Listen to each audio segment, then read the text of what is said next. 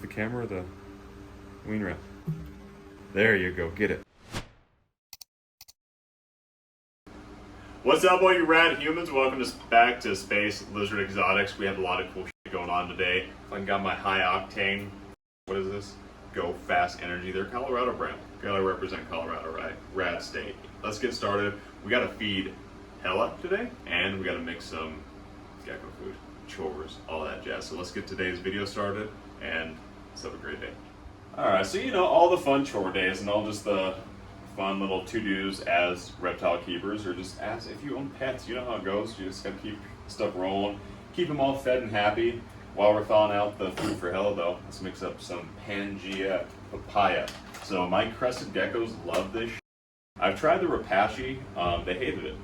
Nothing against Rapashi or like the company. I don't like. They're probably rad people, but like I'm just saying they hated it. They wouldn't touch it at all. This stuff is the only one that they like are really like stoked about. It's just good too, though. No, I'm always stoked about how it smells. It smells just like a regular like supplement mix. I swear that you'd get it like anywhere else. I'm just gonna start putting this in my protein mix and see what happens. Okay. Don't do that. Don't ever do that. Anyway, got this. Got some little water. Fucking spray. Oh, let's get that mixed up. So ketchup consistency is always gonna.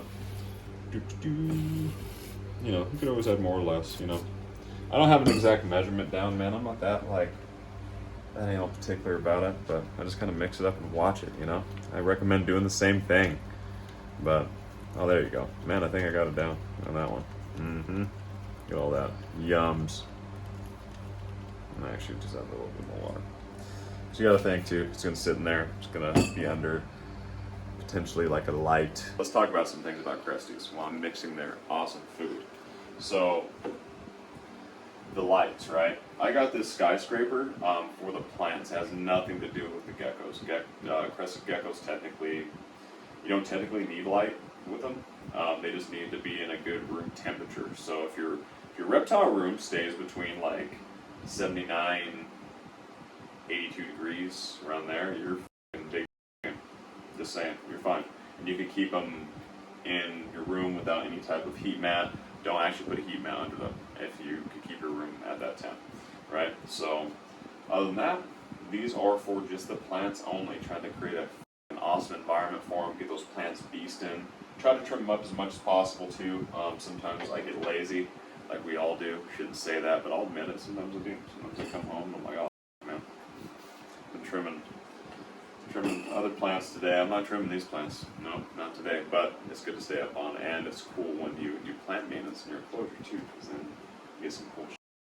So I change out their food about so I feed these guys every 3 days. Usually put in a new little container for them.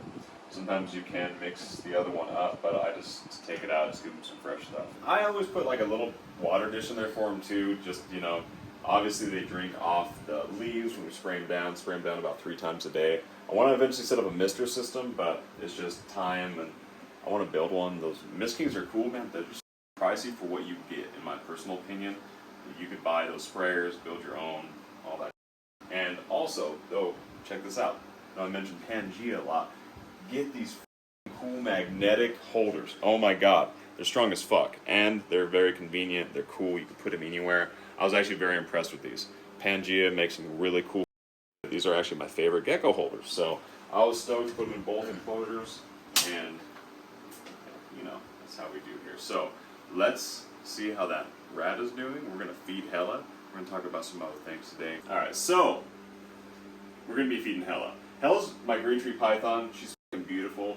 She's actually the first green tree python in the Space Lizard Exotics collection that I started doing videos with, started introducing to everybody. She's a beauty and she's a sweetheart. But we're going to feed her, and she's the only one of my snakes now that actually eat thawed. God damn it. But it's okay. It's not a big deal. It's just got to do some changes right with that when we do it. Usually I feed her either first or last, depending on when I get my feeders. Gonna actually go get some live feeders today though, so that is on the agenda. Super fun. Other than that though, we're gonna offer her some food and have her get some nom-noms in.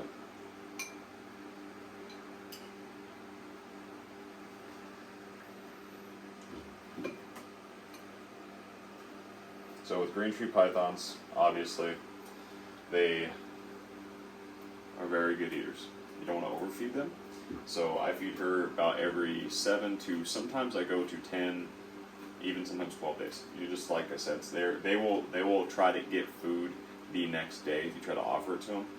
So overfeeding is a very common thing with them, and so yeah.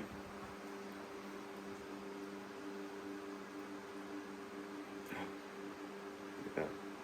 Okay. I always try to offer it head first. Not saying that they're going to hit it every time head first, but let's see what she does. You going after the camera or the wean wrap? There you go. The camera or the wean wrap. Go get it. Kind of shake it a little bit like that, and look at that. She got it.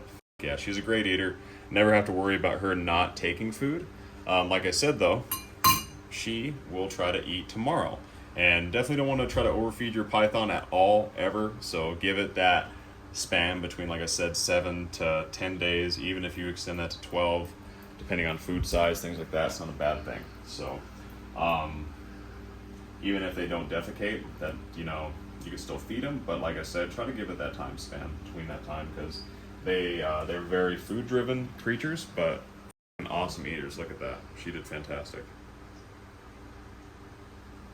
So one thing I love about her though too, check out all those blues on her.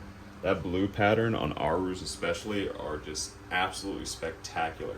One of the coolest features about those snakes, I think, is the blue, and that green contrast is just like banging. So that's super fun. But today we got to go grab some live feeders too. Gonna be feeding the other green tree python, the sarong. She's fucking awesome, and of course the emerald tree boas.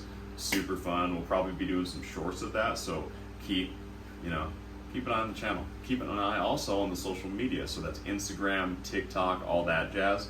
Hit us up, say hey. It's always great to hear from all you rad, amazing humans. Questions, comments, emotional outbursts are always welcome. You guys are all amazing. Thank you so much, and we'll see you next time at Space Lizard Exotics.